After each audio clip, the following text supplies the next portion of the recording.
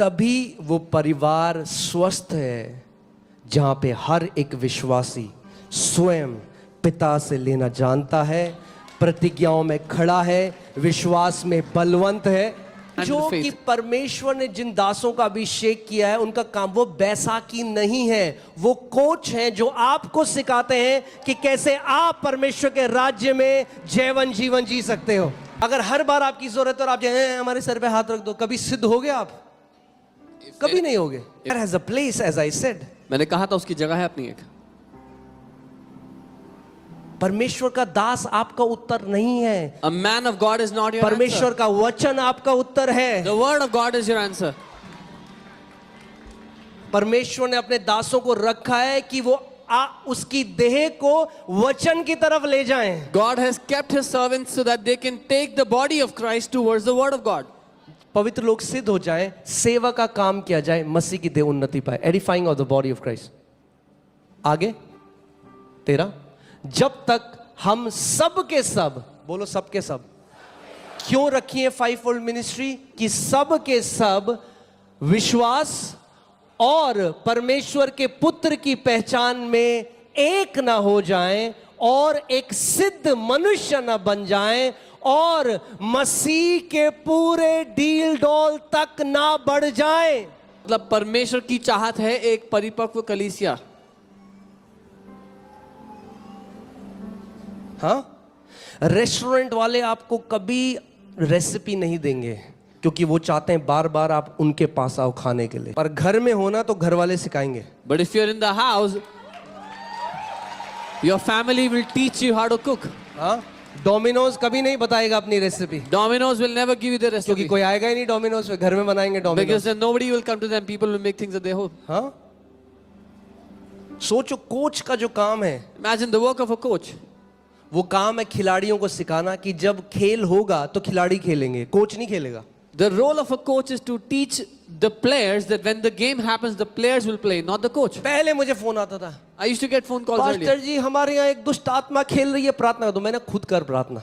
Pastor, there's a demonic तेरे spirit पास भी वही manifesting. अधिकार है जो यीशु ने मुझे दिया है। Yeah. I would tell them to pray. You pray for the demons because Jesus has given you the same authority over those demons.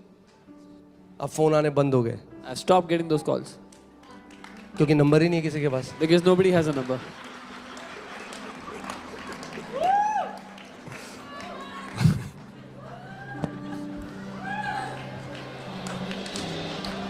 आमेन। कोई भी माँ के पेट से दुष्ट आत्मा निकालते हुए नहीं आया, सबने सीखा है। यहाँ पे अगर सीखा है तो आप सब सीख सकते हो। Nobody was born casting out demons. Everybody learned, and if others learned, you can also learn. अगर कभी नहीं करोगे तो सीखोगे भी नहीं। यीशु ने कहा विश्वासियों के ये चिन्ह होंगे कि वे मेरे नाम से दुष्ट आत्माओं को निकालेंगे। If you will never do it, you will never learn. Jesus said, तो अगर विश्वासी हो यहाँ पर तो हर एक व्यक्ति दुष्ट आत्मा निकाल सकता है। Jesus said these signs will follow those who believe. They will cast out demons in my name. If you're a believer, you can cast out demons. आमेन। अब सोचो कोच सिखा रहा है और फिर खेल हुआ, फिर कोच कहे अरे रहने दे, तेरे से नहीं होगा, मैं ही खेलता हूँ। Now imagine the coach teaches first, and then when the game starts, the coach says, "You can't play. Let me go and play."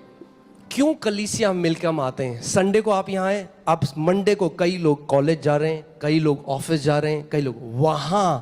अब आप मसीह के बारे में आप एक गवाह बन जाओगे। आप you will do the work of ministry, सेवा का काम आप करोगे। यहां पर आपको सिखाया जाएगा मंडे से सैटरडे आप परमेश्वर का काम करोगे, सेवकाई का काम करोगे। फिर वो ऐसा है जैसे कारें आती हैं, दोबारा रिफिल होती हैं, यहाँ पे इलेक्ट्रिक चार्ज मिलता है 500 किलोमीटर और फिर 500 किलोमीटर जाते हो, फिर वापस आते हो, फिर संडे को चार्ज लेकर जाते हो।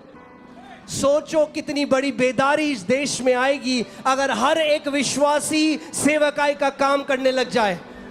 We all come here on a Sunday so that we can receive that charge like a car, get the charge and go out from Monday to Saturday. The church, the believers will do the work of ministry. Imagine the kind of revival that will come to this nation if every believer starts to do the work of the ministry. Amen.